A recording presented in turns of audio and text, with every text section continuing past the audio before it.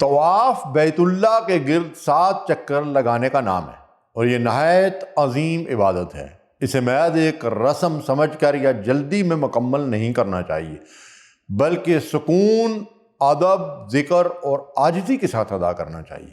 طواف شروع کرنے سے پہلے یہ ضروری ہے کہ آدمی باوضو ہو، اس کا بدن اور لباس پاک ہو اور سطر کا اہتمام درست ہو۔ جب طواف کا آغاز کریں تو تکبیر تحریمہ کی طرح ہاتھ اٹھا کر اللہ اکبر کہیں، دل میں طواف کی نیت بھی کر لیں۔ آغاز حجر اسود کی سیدھ سے کیا جائے گا۔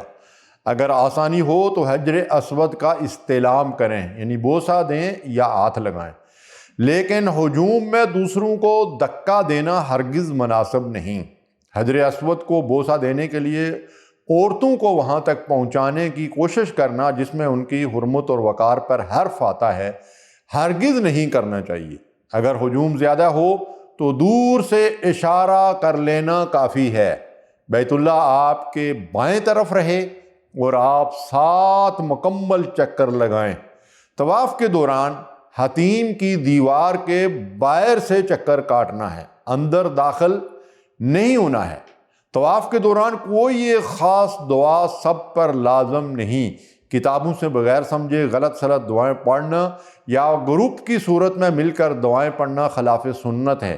دعا پڑھنے کی چیز نہیں، دعا اللہ سے مانگنے کی شے ہے۔ اللہ سے خود مانگیں۔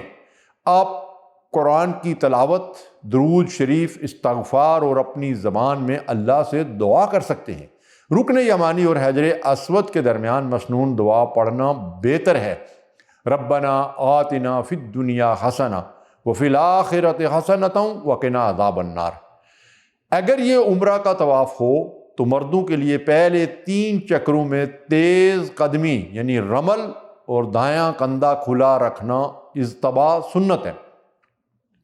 عورتیں مکمل پردے اور وقار کے ساتھ عام چال چلیں گی۔ مناسک حج اور عمرہ کے دوران لائیو ویڈیوز اور تصویریں بنانا عبادت کی روح کے منافی اور انتہائی غیر مناسب عمل ہے، جس سے بچنا اور رکنا ضروری ہے۔ ان اعمال کو تعبیری عبادت کو ضائع کرنے والا عمل کہا گیا ہے۔ جس نے کسی کو دکھانے کے لیے ایسا کیا اس نے گویا شرک کا ارتکاب کیا، کما جاء فی الحدیث۔ 7 چکر مکمل ہونے کے بعد مقام ابراہیم کے پیچھے 2 رکعت نماز ادا کریں۔ اگر وہاں جگہ نہ ملے تو حرم شریف میں کسی بھی جگہ 2 رکعت نماز ادا کر لیں اور زمزم پئیں۔ اگر طواف مکمل کرنے کے بعد موقع ملے تو حتیم کی دیوار کے اندرونی حصے میں نماز ادا کرنا ایسے ہی ہے جیسے کسی نے بیت اللہ کے اندر نماز ادا کی۔ رسول اللہ صلی اللہ علیہ وسلم نے فرمایا بیت اللہ کا طواف نماز کی مانند ہے، البتہ اللہ نے اس میں گفتگو کی اجازت دی ہے۔ اے اللہ، کعبہ کے گرد ہمارے ہر چکر کو ہمارے گناہوں کا کفارہ بنا دے۔